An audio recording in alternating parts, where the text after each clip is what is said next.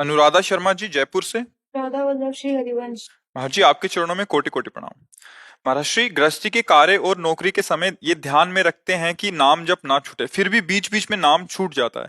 फिर जब याद आता है कि निरंतर स्मरण नहीं हुआ तो स्वयं पर ग्लानि होती है। क्रोध, मोह, ईर्ष्या जैसे विकार भी आते जाते रहते हैं। निरंतर स्मरण और विकारों से मुक्ति प्राप्ति का उपाय क्या है महाराज श्री? जो क्रिया कर रहे हैं उसको भी प्रभु को समर्पित कर दो, तो ये ग्लानि नहीं होगी कि हमारा भजन छूट गया।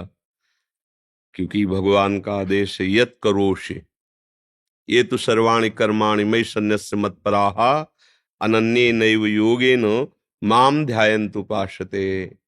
जो अपने सारे कर्म मेरे को समर्पित कर देता है। अब जैसे हम क्रिया में हैं तो हो सकता है नाम छूट जाए, पर नाम जपना चाहिए। प्रभु हमारे प्रीतम है, उनके लिए मैं कर्म कर रहा हूं, ये भाव तो बना हुआ है ना, तो अखंड भजन चल रहा है, उसे भजन को अखंड माना जाएगा। निरंतर भगवद स्मृति होती है, नाम जब छूट सकता है। जैसे हम बोल रहे हैं आपसे, किसकी बात बोल रहे हैं, बातें समझना ना, किसके लिए, प्रभु के लिए तो बोल रहे हैं ना, तो हमारा ये भजन हो रहा है। इसे हम ये ग्लानि नहीं लेंगे कि हमने बात की हमारा भजन छूट गया, ऐसा नहीं है।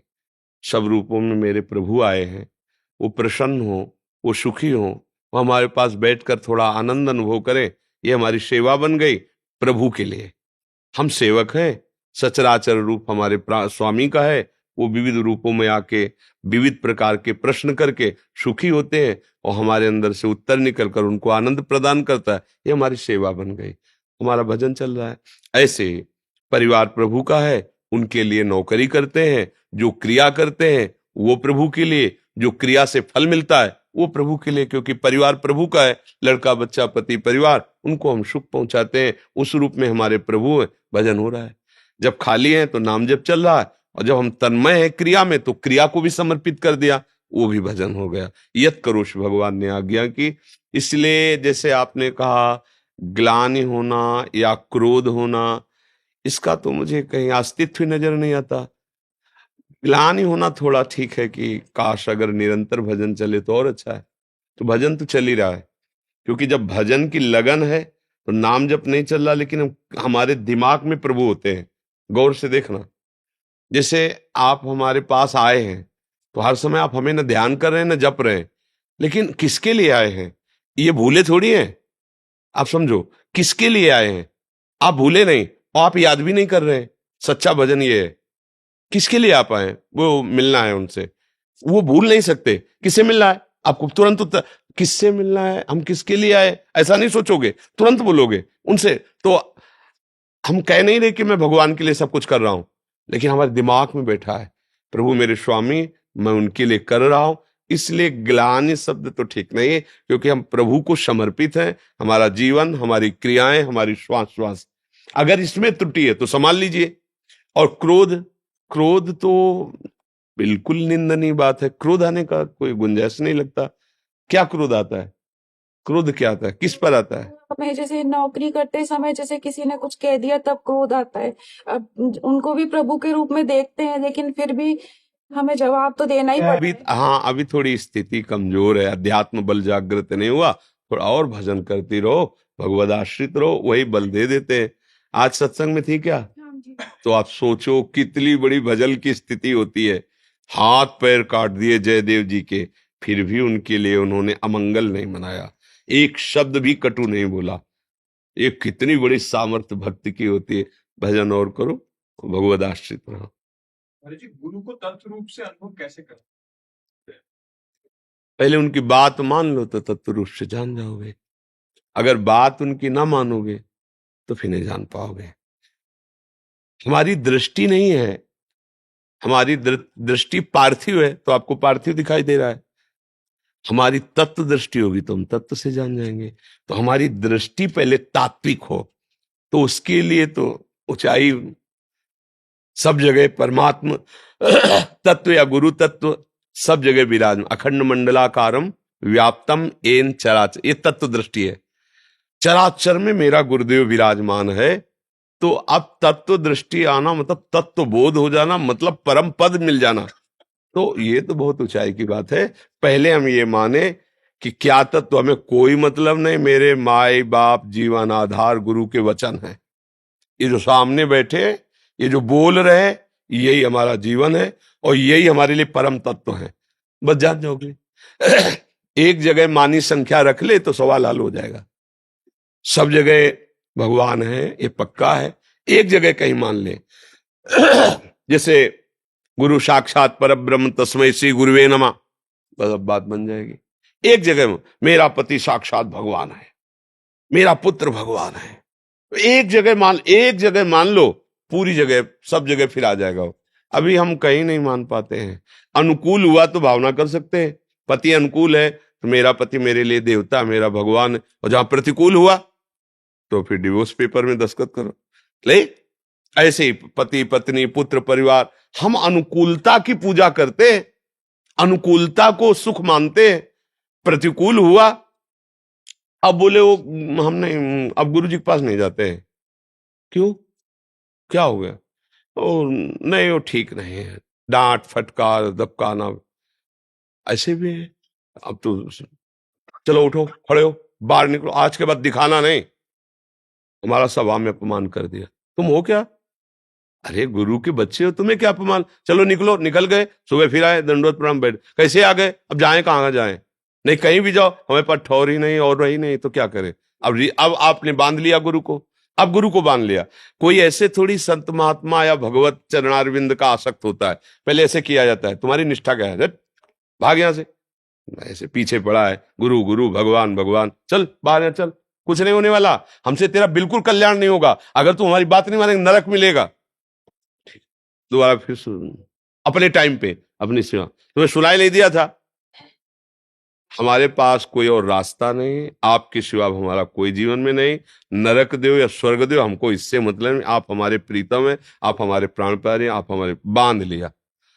अब बंध गया, अब गुरु बंध गया, अब बिना आपका कल्याण के वो छोड़ नहीं सकता। पहले देखा जाता है कि आपका अहंकार किस कोटि का है, कहां समर्पित अहंकार है। तो प्रायः हम अनुकूल को भगवान मान लेते हैं, प्रतिकूलता जहां आई, हमने क्या बिगाड़ा था भगवान का?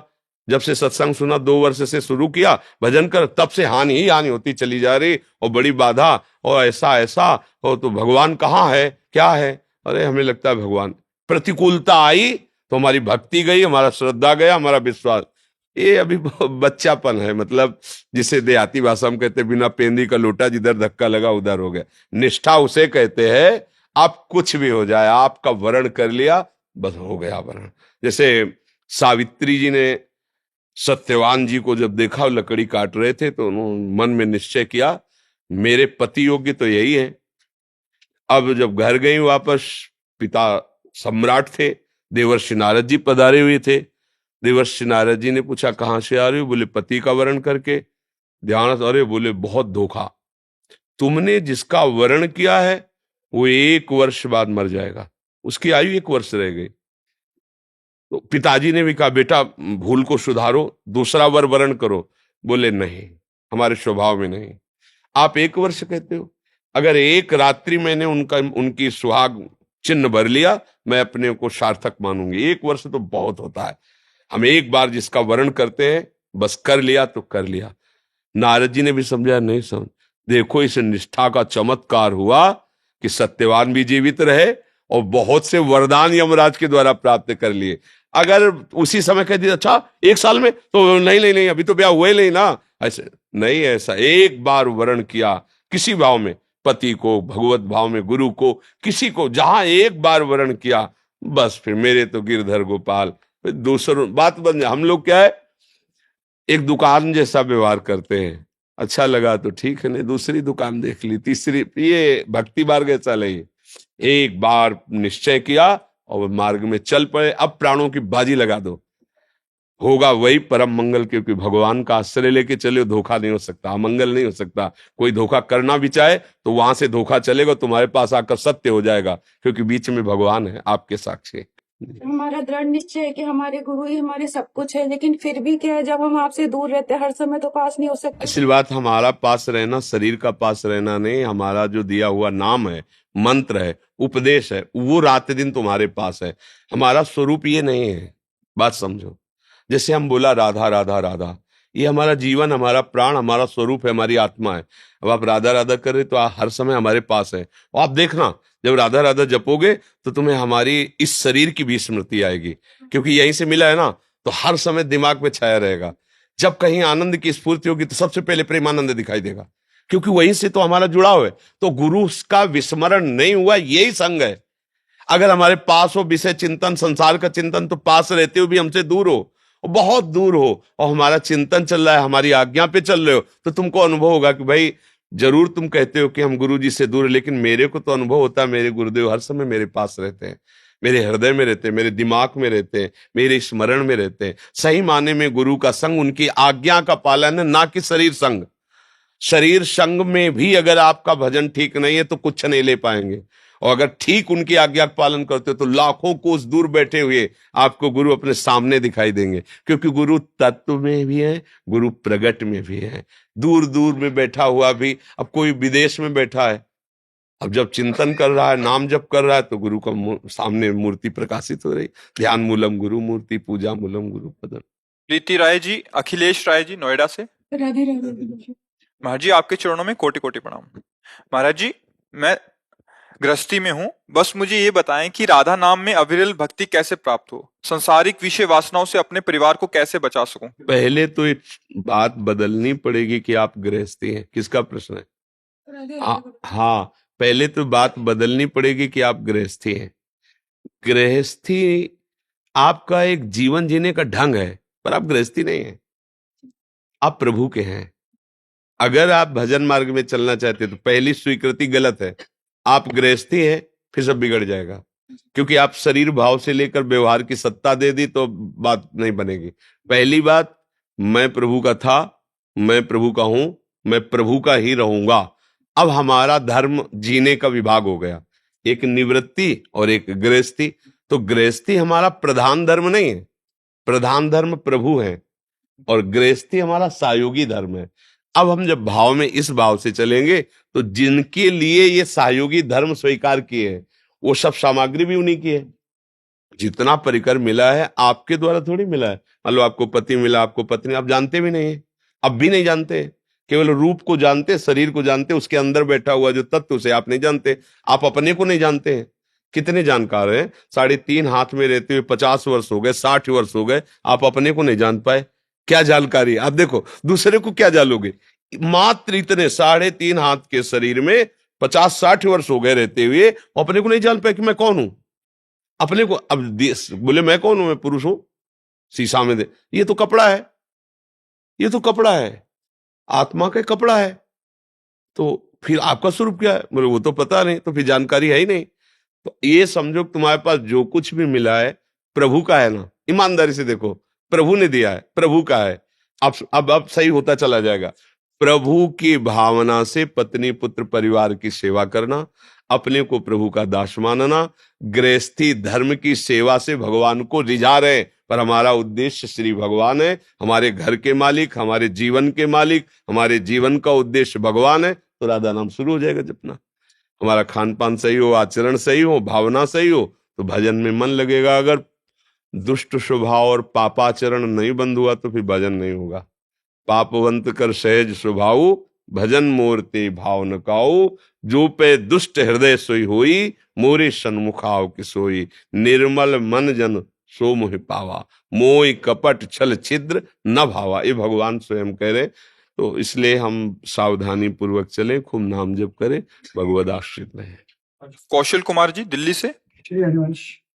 महाराज जी, श्री जी के विग्रह के लिए जो जल रखा जाता है, क्या उसे दोपहर, संध्या एवं रात्रि में बदलना चाहिए?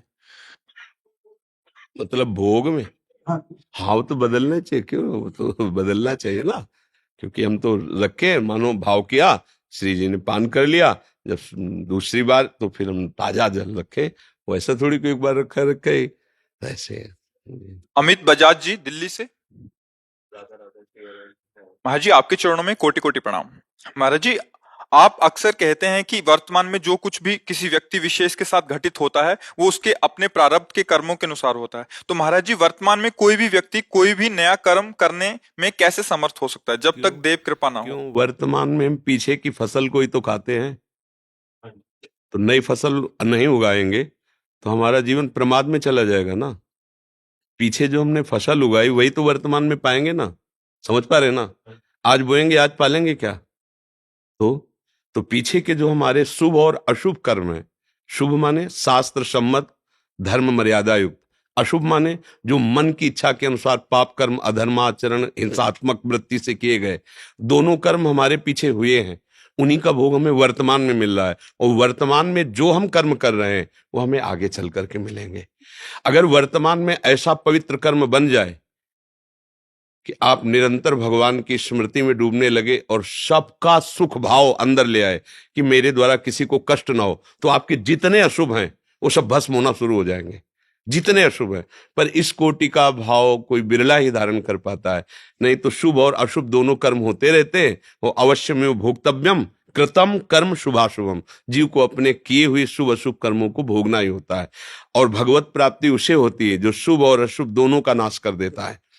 वो है भगवान का चिंतन, वो है भगवान का परम नाम, जिसका हम चिंतन करते करते तदाकार हो गए। जैसे एक भृंगी नाम का कीड़ा है, वो दूसरे कीड़े को लाता है, दूसरी जाति के कीड़े को, और अपने मिट्टी के घरौंदे में रखता है और उसको ऐसे डंक मारता है और भन, वो भयवश उसका चिंतन करने लगता है। तो बिना शरीर छोड़े अन्य जाति का कीड़ा भृंगी कीड़े के रूप में प्रकट हो जाता है। तो हम तो प्रभु के है ही, प्रभु कहते हैं ममैवांशो, और अगर मैं प्रभु का चिंतन करने लगूं तो मुझे भगवत स्वरूप होने में कितनी देर लगेगी, क्योंकि मैं तो भगवत स्वरूप हूं ही। अपने स्वरूप को छोड़कर देह भाव से युक्त होकर इंद्रियों के भोगों में सुख ढूंढने की वजह से हमारे द्वारा पाप कर्म हो रहे हैं।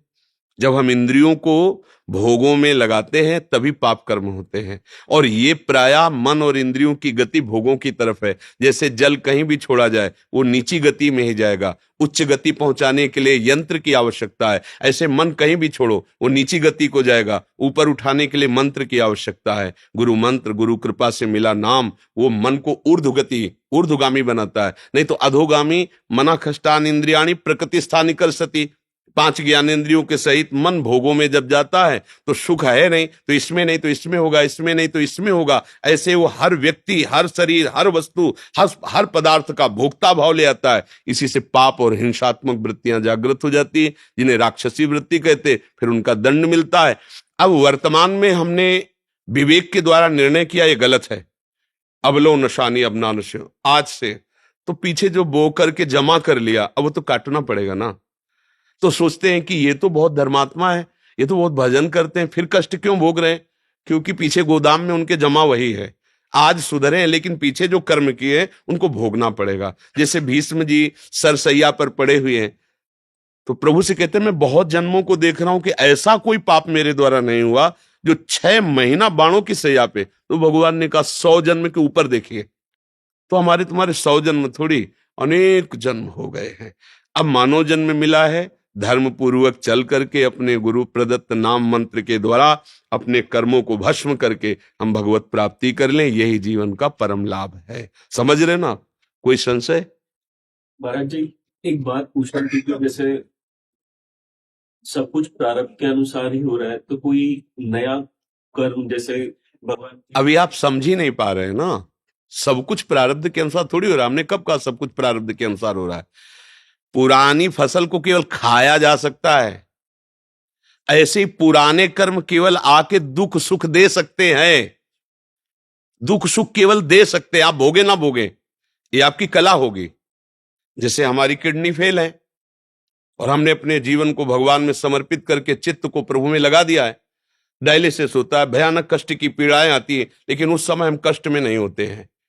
कल डायलिसिस हुआ, शाम के कुछ खाया पिया नहीं, तुम्हारे सामने बैठे 1 बजे रात्रि से दिनचर्या चलती है।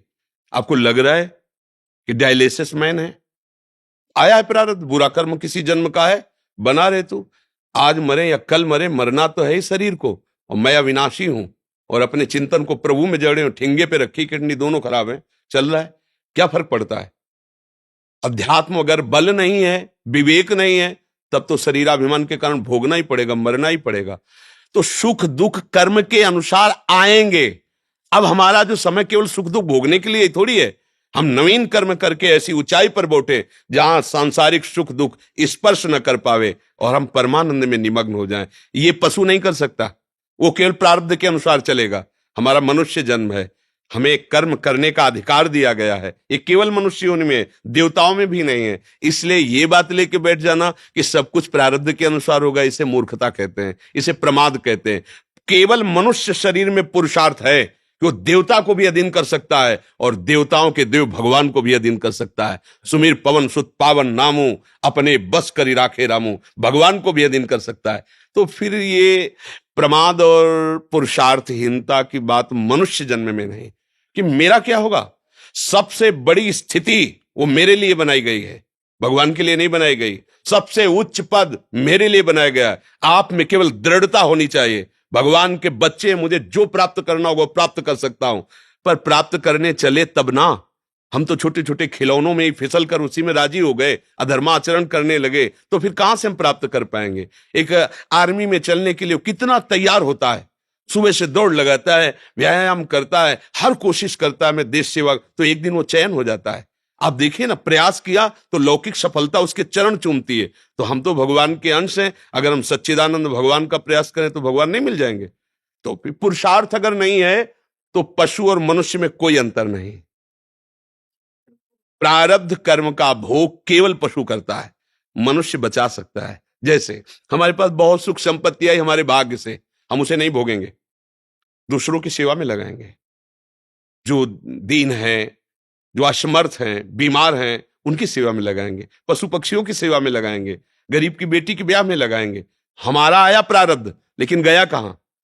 हाँ, अब हमारा मंगल कोई रोक नहीं सकता है। अब उसी को शराब पिएंगे, पैसा देके व्यभिचार करेंगे, जुआ खेलेंगे, हत्या करवाएंगे, मनमानी आचरण करेंगे, तो नरक का द्वार खुला हुआ है। आपके आए हुए शुभ का परिणाम क्या हुआ, अशुभ।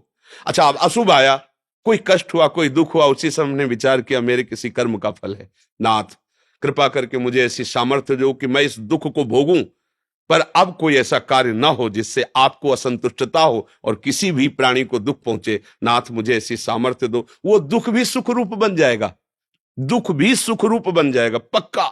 हर दुख सुख रूप हो जाएगा, हर सूल फूल बन जाएगा। हम देखते हैं कि आज अपने में दृढ़ता की कमी है। अरे हम हैं कौन, बस विचार करना है, हमें पांच भौतिक शरीर नहीं है यार, भगवान के अंश हैं, अविनाशी हैं। ये शरीर बदलते रहेंगे, मेरा कोई फर्क नहीं पड़ने वाला। अगर ऐसा निश्चय करके चलो तो तुम्हारे जैसा कोई बलवान नहीं हो सकता। मृत्यु 100 बार नहीं आती, कायर रोज मरता है और वीर आदमी एक बार मरता है। और जिसने निश्चय कर लिया कि एक बार मरना है, वो पूरे सृष्टि को हिला सकता है, पूरी सृष्टि को, क्योंकि उसको मृत्यु का भय नहीं। एक बार मरना है, निश्चित है, जब मरना है तब निश्चित है। तो इसलिए निर्भय होकर छाती खोल करके हम देश सेवा में या धर्म में या भगवत मार्ग में समाज सेवा में उतरे। हम लोग ऐसे हो गए हैं भेड़ जैसे। क्यों हो गए? वासनाओं ने हमें तोड़ दिया, अध्यात्म बल है नहीं। एक छोटा सा विषय आता है, हम फिसल कर वहां चले जाते हैं, अपराध करने लगते हैं। अब कहां रह गया तेज, कहां रह गया उज्ज्वलता, कहां रह गई दृढ़ता। देखिए ना, हमारे देश प्रेमियों ने वंदे मातरम कह के फांसी पे झूल गए। छोटी मोटी बात है ये? क्या है? सर्व त्याग, प्राणों का त्याग देश के लिए। इनकी दृढ़ता, इनकी निष्ठा आज हम भी प्रणाम करते हैं, पूरा भारत उनको नमस्कार करता है, जो भी देशभक्त है। तो क्या हुआ? इन्होंने निश्चय कर लिया मरना तो है, ये देश के लिए मरूंगा। ये बात ऐसे ही हमारा जीवन दूसरों के लिए अगर हो जाए तो सबसे बड़े महात्मा बन जाओगे, पैजामा कुर्ता में, पैंट शर्ट में भी। एक ये वेश महात्मा को एक उद्देश्य है। अगर वेश सहित उद्देश्य नहीं है तो व्यर्थ है, पाखंड है। अगर उद्देश्य है, वेश नहीं है, तो महात्मा ही है, उसमें कोई संशय नहीं है। महात्मा जिसके विचार महान है, जिसके आचरण महान है। और वेश रख लिया और आचरणहीन है तो आप लोग देख ही रहे हो क्या परिणाम होता है। तो पुरुषार्थ हमारा डगमगाने ना पावे। 100 बार हारेंगे पर हम चढ़ेंगे इस मार्ग पे। हमारा पुरुषार्थ प्रबल होना। आज पुरुषार्थ नहीं रह गया। हम देखते नहीं वो हिम्मत, वो दृढ़ता अपने धर्म पर, अपने मार्ग पर चलने की नहीं देख पा रहे। क्यों? वासनाओं ने खोखला कर दिया। अध्यात्म की तरफ रुचि नहीं, और अध्यात्म के बिना इंद्रियों पर विजय प्राप्त नहीं की जा सकती। इंद्रियों ने उसे खोखला कर दिया, परास्त कर दिया, गुलाम बना दिया। अब सोच ही खत्म हो गई पर सेवा की। सोच रह गई दूसरे से कैसे सुख भोगूं। इसी को कहते हैं राक्षसी वृत्ति। जितने घोर अपराध होते हैं इसी वृत्ति से होते हैं। दूसरे से कैसे सुख भोगूं, और जितना अच्छा कार्य होता है दूसरे को कैसे सुख पहुंचे मेरे द्वारा। बस अंतर इतना ही है। पुरुषार्थ अगर कर ले गए ठीक, तो तुम भगवान की प्रसन्नता का हेतु हो जाओगे। और पुरुषार्थ नहीं किया, केवल प्रारब्ध में फंसे रहे, तो पशुता और हम में कोई तिनते खर सूकर स्वान भले, जड़ता बस जे न कहें कछुए, जरि जाओ सो जान की नाथ बिना, जो जिये जग में तुमरो बिन होए।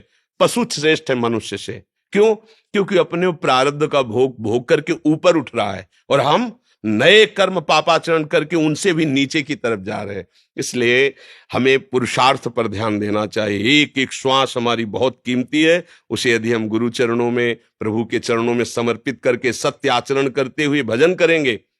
देखो, भजन का मतलब केवल माला चलाना नहीं। किसी भी प्राणी की तुमने रक्षा कर ली, किसी भी प्राणी को सुख पहुंचा दिया, तो उसमें बैठा हुआ भगवान प्रसन्न हो जाएगा। एक दिन एकनाथ जी महाराज बड़े संत हुए हैं, वो गंगोत्री से जल ला रहे थे रामेश्वर जी में चढ़ाने के लिए। बहुत से लोग उनके साथ थे। रामेश्वर जी थोड़ी दूर रह गए थे, तो एक देखा गधे को, वो तड़प रहा है मरणासन स्थिति में, जवान बाहर निकली हुई, मानो प्यासा है। उनको नहीं रह गया। तो उनके साथियों ने कहा, पागल हो, रामेश्वर जी नजदीक है, गंगोत्री से जल लाए हो गधे में। वो दौड़ के गए, ऐसे गोद में उठाया, पूरी गंगा जली पिला, और ऐसे दुलार करने लगे। तो सब गए रामेश्वर, और रामेश्वर वहां प्रकट हो गए, गधे भगवान प्रकट हो गए। भगवान का साथ, किसी भी जीव में भगवान है ऐसी भावना करो और उसको सुख पहुंचाओ, वही भगवत प्राप्ति। कुत्ते में नामदेव जी ने भगवान देख लिए ना। अब हम श्री विग्रह में तो भगवान को मानते हैं, और बाहर हम राग द्वेष करते, दूसरों को दुख पहुंचाते, कभी कुछ अच्छा नहीं होने वाला जीवन में। सब में भगवान की भावना करो, ये पुरुषार्थ है। और है वो, अगर भगवान की शक्ति न हो तो सब ज्ञान विज्ञान सब धरा रह जाए। भी 1 सेकंड में इस शरीर को नष्ट करने का विधान बनाया जाएगा, भाई फूंक दो जाके, क्योंकि वो जो था वो अंतर ध्यान हो गया।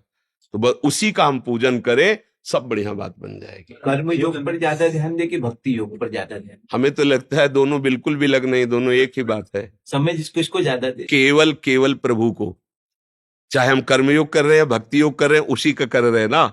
सबकी सेवा की भावना रखते हुए, सब में भगवान है ऐसी तत्सुख भावना, ये कर्म योग है। लेकिन भगवान है, ये भक्ति योग है। दोनों एक में मिले हुए हैं। हमें तो आज तक कोई भी योग अलग नहीं लगा, चाहे ज्ञान योग हो, चाहे अष्टांग योग हो, चाहे भक्ति योग हो। मतलब ये घाट हैं, जहां स्नान होगा वहां एक है। जैसे यमुना जी जा रही ना, तो आप चाहे जिस घाट में जाओ तो मिलेंगी तो यमुना जी ना, तो चाहे जिस योग से जाओ मिलेगा तो परमात्मा ही ना। उसके मार्ग अलग अलग हैं, लेकिन स्नान अवगाहन एक ही परम तत्व का होता है, उसमें कोई अंतर नहीं।